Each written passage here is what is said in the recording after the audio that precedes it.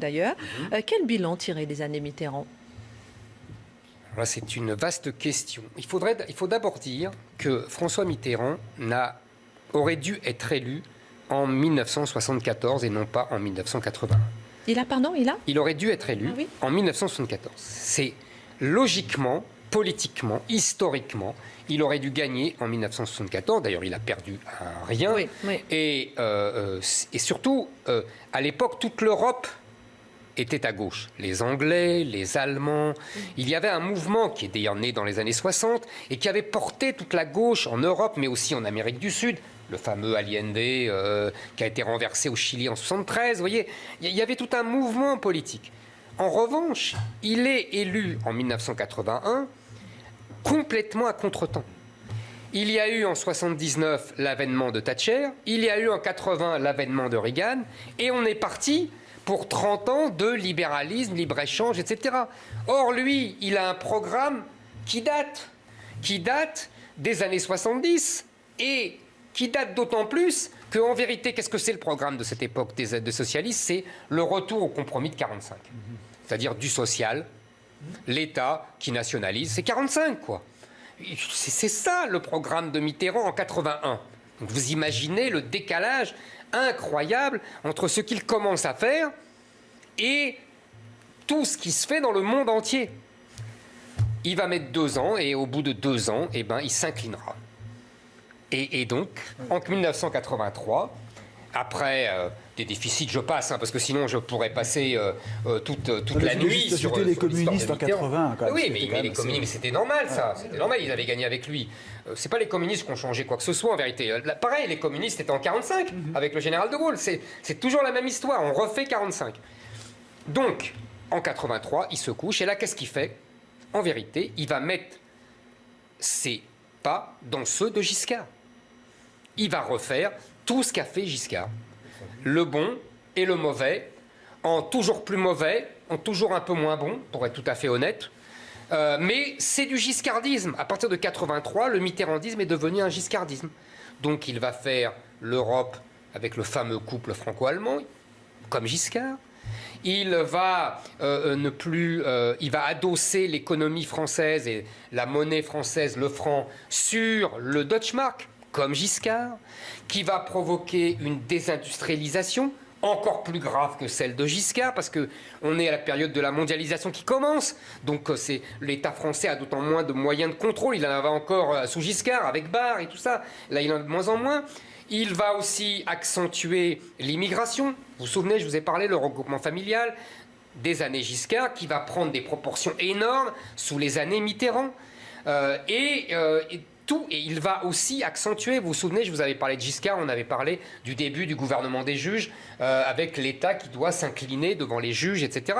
Et avec Mitterrand, ça va s'aggraver. Il va mettre lui-même Badinter à la tête du Conseil constitutionnel, qui n'aura de cesse que de transformer ce Conseil constitutionnel en Cour suprême à l'américaine, son grand fantasme. Donc vous voyez, c'est du Giscard, du Giscard, du Giscard. C'est le grand paradoxe mitterrandien.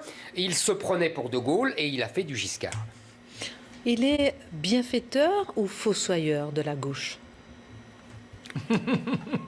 Historiquement, presque fossoyeur. Il est les deux. Je ne veux pas faire du en même temps, mais il est les deux. Il est leur bienfaiteur, parce qu'après tout, soyons cyniques et lucides, il en a fait des notables. Il les a installés partout à la tête de toutes les institutions de la République, et même des organisations internationales. Et même au Conseil constitutionnel. Bref, la gauche s'est répandue partout. Les hiérarques de gauche se sont mis partout, se sont faufilés partout, ont noyauté tous les postes de pouvoir, la magistrature, la télévision publique, l'école, l'université, vous voyez, tout ça, la gauche est partout, et jusqu'à aujourd'hui. Les radios libres. Les radios, absolument. Mais tout ça, vous voyez, la gauche, et c'est à qui ils le doivent? À la victoire de Mitterrand en 1981. Bon. Alors évidemment, la tête des grandes entreprises qui sont devenues privatisées, donc ils ont pu multiplier par 10 leurs revenus. C'est pas négligeable tout ça. Ils ont pu avoir des contacts avec le monde entier. dans la mondialisation. Ils sont devenus les apôtres de la mondialisation. Certains ont gagné beaucoup d'argent grâce à cela, alors qu'ils étaient presque rien au départ, des petits profs, des petits élus locaux, vous voyez, etc. Bon. Mais en même temps, c'est pour ça que Marc rigole, avec raison, évidemment, il a été leur fossoyeur, puisque, prenons l'exemple de l'argent, par exemple. Eh ben, ils ont renié leurs valeurs. Souvenez-vous des magnifiques discours inspirés de Péguy quand Mitterrand disait l'argent qui corrompt, l'argent qui salit tout, l'argent etc. C'était du Péguy. C'était en fait du catholicisme social, la grande tradition du catholicisme social du 19e siècle, que Mitterrand a reprise à son compte. C'est normal, il venait de là. Hein. C'était normal, c'était son milieu d'origine. Bon. Vous voyez, donc là, ils se sont reniés. Ils sont reniés la méritocratie. La gauche, qu'est-ce que c'était?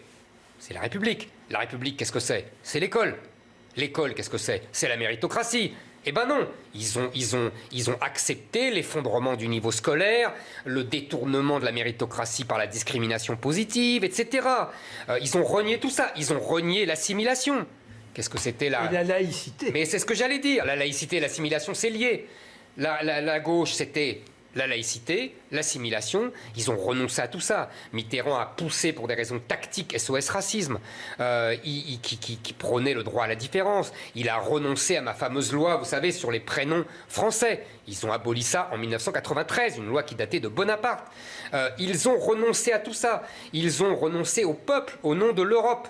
C'est-à-dire que l'Europe leur a mis le marché en main. Vous savez, on a parlé du Brexit hier, j'ai parlé de l'idéologie du libre-échange et libéral de l'Europe avec les Anglais. Eh bien, c'est sous Mitterrand.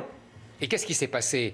Eh bien, pour avoir l'Europe, il a pris le marché. Et donc, il a abandonné les classes populaires.